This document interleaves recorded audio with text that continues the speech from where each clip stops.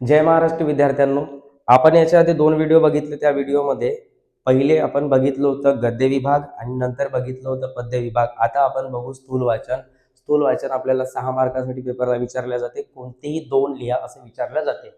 मागच्या वर्षी बार्क आला होता, यावर्षी डॉक्टर होमी बाबा येण्याचे खूप जास्त चान्सेस आहे.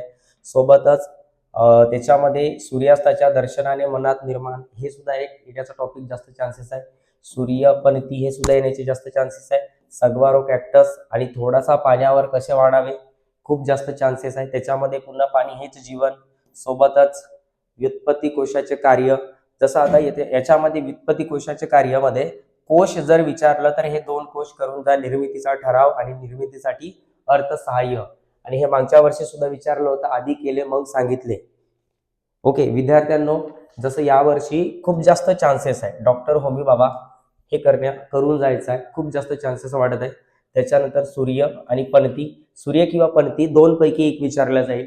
ओके, टिपा लिहामध्ये तुम्हाला प्रश्न विचारतो, टिपा लिहामध्ये एक प्रश्न विचारतो, तर यापैकी एक टॉपिक येण्याचे खूप जास्त चान्सेस आहे. विद्यार्थ्यांनो, व्हिडिओ आवडला असेल तर समोर शेअर करा आणि जास्तीत जास्त आपल्या मित्रापर्यंत मैत्रिणीपर्यंत पोहोचवा. थँक्यू.